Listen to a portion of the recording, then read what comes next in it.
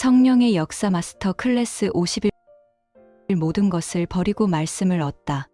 피터 왈도의 회심과 거룩한 결단. 여러분, 한 주간 주님의 은혜 안에서 평안하셨습니까?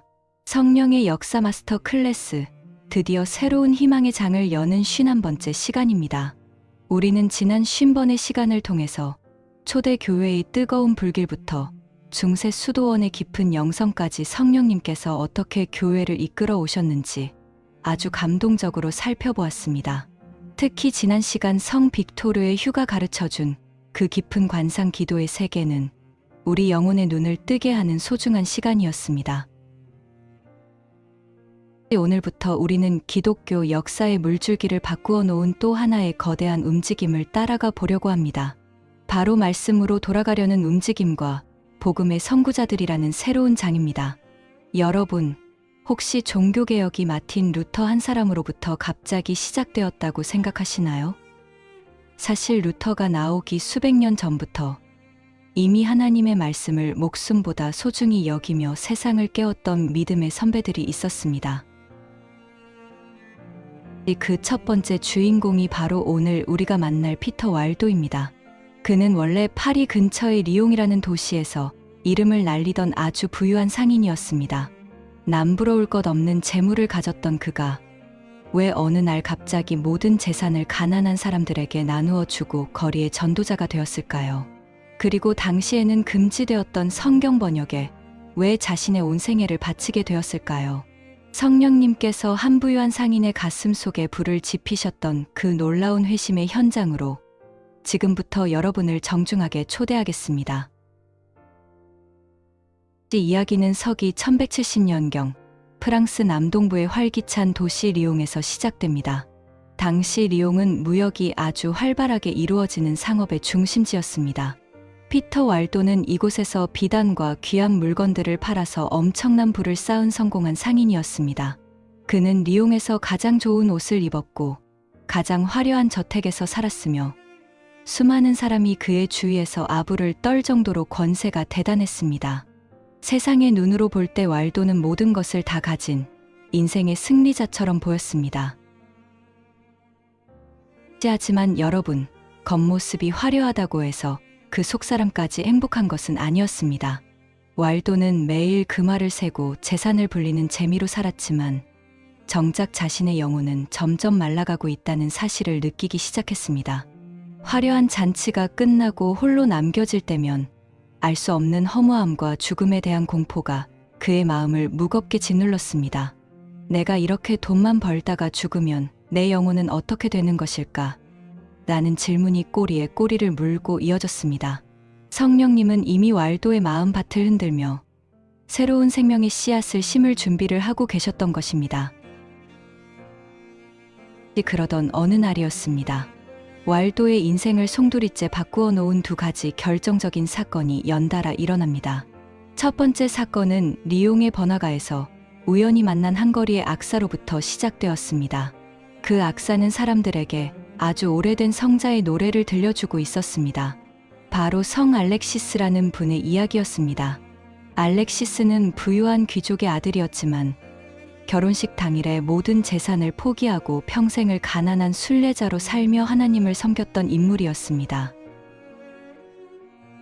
왈도는 그 노래를 듣는 순간 마치 망치로 머리를 한 대 맞은 것 같은 충격을 받았습니다.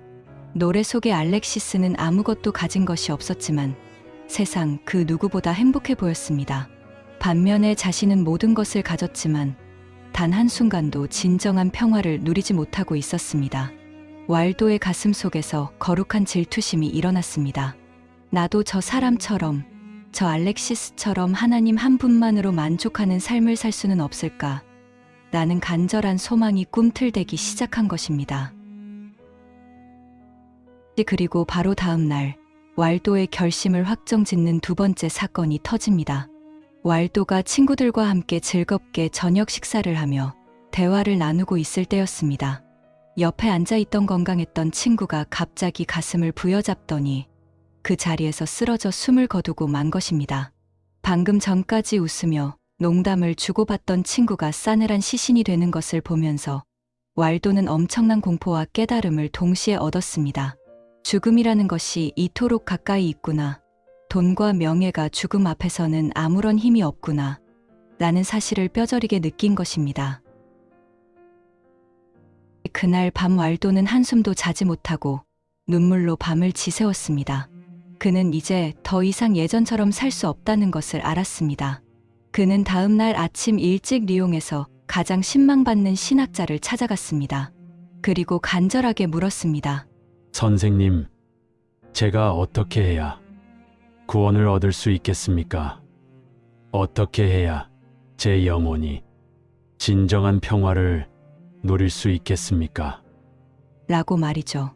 신학자는 왈도의 진심 어린 질문에 성경 마태복음 19장 21절 말씀을 읽어주었습니다. 네가 온전하고자 할진대 가서 내 소유를 팔아 가난한 자들에게 주라. 그리하면 하늘에서 보화가 내게 있으리라. 그리고 와서 나를 따르라. 라는 예수님의 말씀이었습니다. 이 말씀은 왈도의 심장을 꿰뚫는 성령의 검이 되었습니다. 보통 사람 같으면 이 말씀을 듣고 부자 청년처럼 근심하며 돌아갔겠지만 성령님께 붙들린 왈도는 달랐습니다. 그는 이 말씀을 자신에게 주시는 하나님의 직접적인 명령으로 받아들였습니다. 드디어 한 부유한 상인의 영혼이 깨어나는 역사적인 순간이었습니다. 왈도는 곧바로 행동에 옮기기 시작했습니다. 그는 먼저 아내와 두 딸이 평생 먹고 살 수 있는 충분한 재산을 떼어주어 그들의 삶을 보장해 주었습니다. 그리고 나머지 모든 막대한 재산을 정리하기 시작했습니다.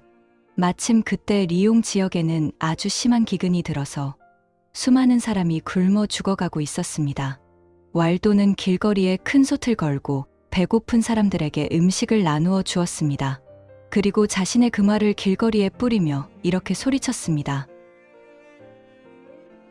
리옹의 시민들이여, 나는 이제 돈의 노예가 아니라 하나님의 종이 되기로 했습니다. 여러분은 하나님과 재물을 겸하여 섬길 수 없습니다. 이 썩어질 금화보다 훨씬 더 귀한 하늘의 보화를 찾으십시오. 라고 말이죠. 사람들은 처음에는 왈도가 미쳤다고 생각했습니다. 리옹의 가장 부자가 거지가 되겠다고 자처하니 그럴 만도 했지요. 하지만 왈도의 얼굴에서 뿜어져 나오는 그 신비로운 기쁨과 평화를 보면서 사람들은 하나둘씩 감동을 받기 시작했습니다. 모든 재산을 나누어 준 왈도는 이제 스스로 가난한 순례자가 되었습니다. 그는 거친 베옷을 입고 신발도 신지 않은 채 거리로 나갔습니다. 하지만 그에게는 재산보다 훨씬 더 소중한 갈망이 하나 있었습니다. 그것은 바로 하나님의 말씀을 직접 읽고 싶다는 열망이었습니다. 당시 교회는 오직 라틴어로 된 성경만을 고집했습니다. 평범한 사람들은 성경을 읽고 싶어도 읽을 수 없었고 그저 신부님이 해주는 말만 믿어야 했던 시대였습니다. 왈도는 깨달았습니다. 사람들이 변화되지 않는 이유는 하나님의 말씀을 직접 듣지 못하기 때문이라는 사실을 말이죠. 그래서 그는 학자들을 고용하여 성경을 당시 사람들이 사용하던 프랑스 남부의 언어인 프로방스어로 번역하기 시작했습니다. 이것은 당시로서는 정말 목숨을 걸어야 하는 위험한 일이었습니다. 성경을 다른 언어로 번역하는 것은 교회의 권위에 도전하는 불온한 행위로 여겨졌기 때문입니다. 하지만 성령님은 왈도의 마음속의 말씀에 대한 뜨거운 사랑을 부어주셨습니다. 드디어 역사상 처음으로 평범한 사람들이 자기 나라 말로 된 복음서를 손에 쥐게 되었습니다. 왈도는 번역된 성경 구절들을 달달 외우기 시작했습니다. 그리고 만나는 사람마다 그 말씀을 들려주었습니다. 예수님이 이렇게 말씀하셨습니다. 하나님은 여러분을 이렇게 사랑하십니다. 라고 말이죠. 지식인들의 전유물이었던 성경이 드디어 길거리의 평범한 사람들에게로 흘러 들어가기 시작한 것입니다. 이것이 바로 왈도파 운동의 위대한 시작이었습니다. 왈도의 이런 모습에 감동한 사람들이 하나둘씩 모여들기 시작했습니다. 그들도 왈도처럼 자신의 재산을 가난한 자들에게 나누어 주고 왈도의 전도 여행에 동참했습니다. 사람들은 그들을 이용해 가난한 사람들 혹은 왈도파라고 부르기 시작했습니다. 그들은 둘씩 짝을 지어 마을과 마을을 돌아다녔습니다. 그들은 화려한 성당 안에서 설교하지 않았습니다. 시장 바닥에서, 우물가에서, 그리고 사람들의 집 안에서 하나님의 살아있는 말씀을 전했습니다. 성령님은 이 가난한 전도자들을 통해서 놀라운 역사를 행하셨습니다.